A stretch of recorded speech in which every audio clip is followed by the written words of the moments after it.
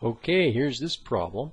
If I go back to board 3, it says find the intervals on which the function is concave up and concave down. So let's go through the steps. And all these problems, when we're dealing with increasing, decreasing, relative maximum minimums, concavity, points of inflection, we need to find the first and second derivatives. So the first derivative requires us to use the product rule.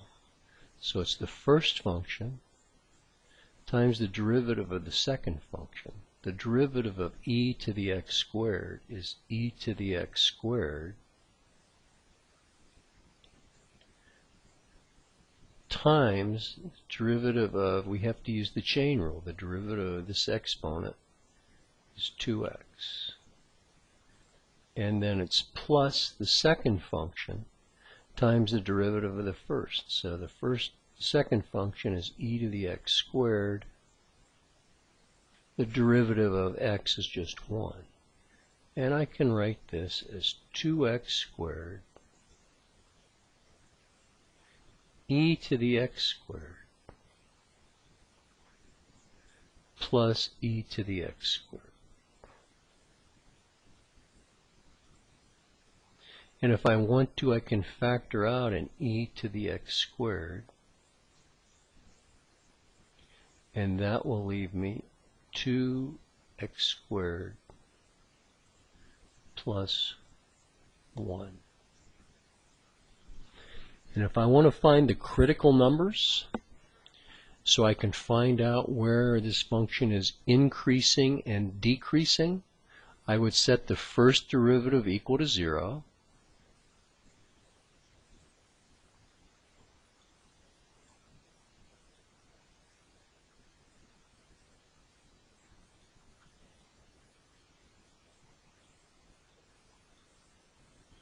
And by the zero product property, this expression will equal 0 when either of these factors is equal to 0. So when does e to the x squared equal 0? Never. I don't care what exponent you put on an e, you'll never get an answer of 0. When does 2x squared plus 1 equal 0? Well, if I try to solve this for x squared, I get 2x squared equals minus 1. X squared equals minus 1/2.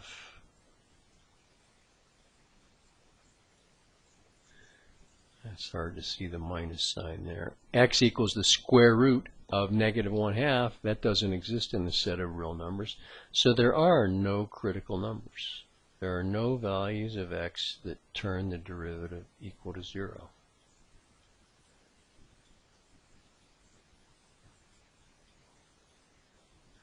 What that means is that the function is always either increasing or decreasing. So we can put any number we want in the first derivative, which I'll circle that in red right here. And the fact is, on the x-axis, there are no critical numbers, so I can pick any number I want. Put 0 in if you want. So f prime, when f prime is 0, I get e to the 0 is 1. I've got 1 squared, 0 squared is 0, so I've got 1 times 1. The point is f prime is always positive. I don't care what number you put in for x, which means f is always increasing, which matches what we've got here. In other words, the tangent lines are always going uphill. Okay, but we were supposed to find concavity. All right, and the concavity requires us to use the second derivative. So I have f prime of x is equal to e to the x squared times 2x squared plus 1. And I have to find f double prime in order to find potential points of inflection, or where the concavity changes. And so I have to use the product rule again. First function is e to the x squared, second function is 2x squared plus 1. So the derivative using the product rule is the first function times the derivative of the second function, which would be 4x, plus the second function, 2x squared plus 1, times the derivative of the first function, which would be e to the x squared, and then by the chain rule, 2x. So the second derivative looks like this. 4x e to the x squared plus 2x e to the x squared times 2x squared plus 1.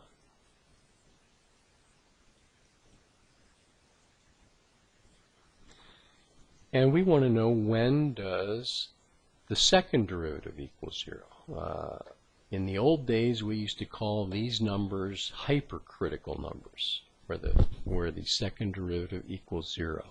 So we want to answer this question: when does 4x e to the x squared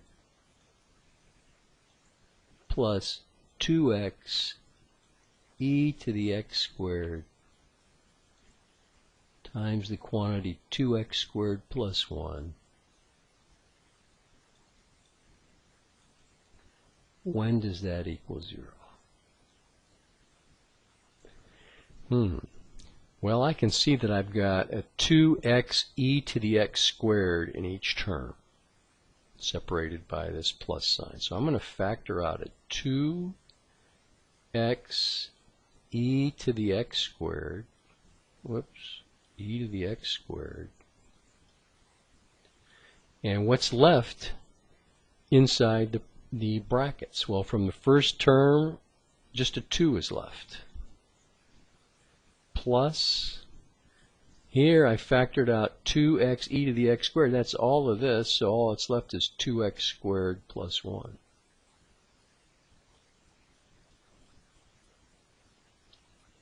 Equals 0. So I've got 2x e to the x squared times 2x squared plus 3. And I want to know what values of x turn this to 0.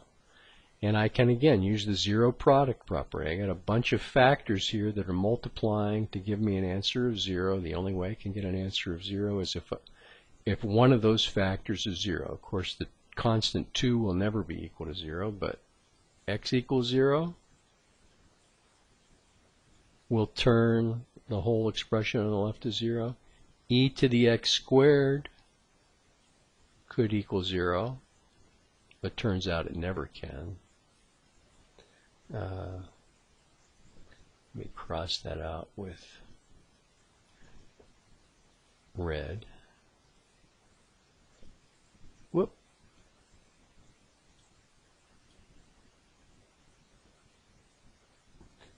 I don't know what's going on here. Oh, God. Let me pause the video. Okay, it took a while to figure that out. That's a wise ant bug. So let's see. So I wanted to cross this out. And then the other possibility is that 2x squared plus 3 equals 0.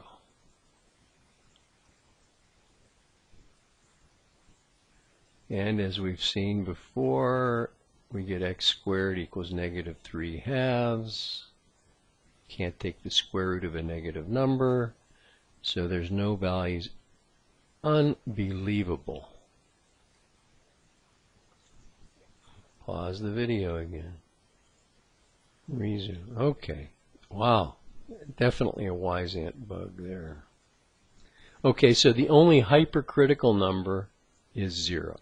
So we put on a number line hypercritical number 0, And f double prime, the sign of f double prime, tells us about the concavity of f. So if I plug a number to the left, and this again is negative infinity out here. I don't usually jot this down, positive infinity out here. But to the left of 0, like a number like -1, if I put -1 in for x in the second derivative, which is this mess right here,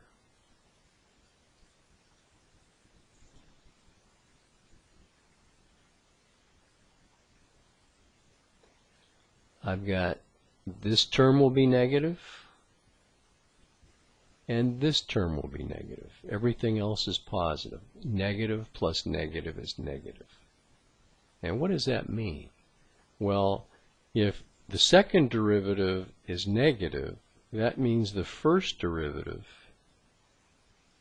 has increasing tangent lines. So the tangent lines are going like this.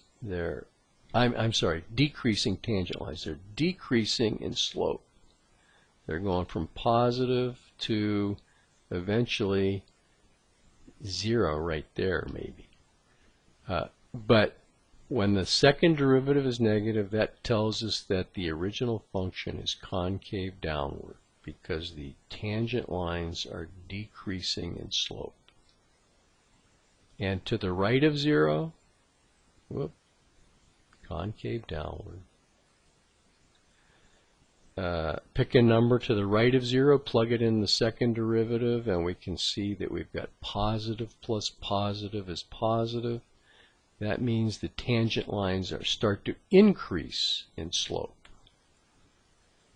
They're getting steeper and steeper. So when the tangent lines are increasing in slope, the curve is concave upward.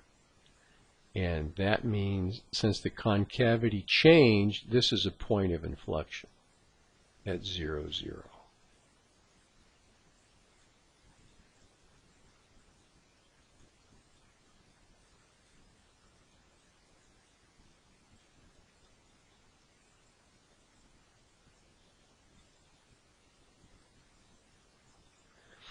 Okay, now we were only asked to identify the intervals on which of concavity. So we've got to answer this question, concave downward from negative infinity to 0.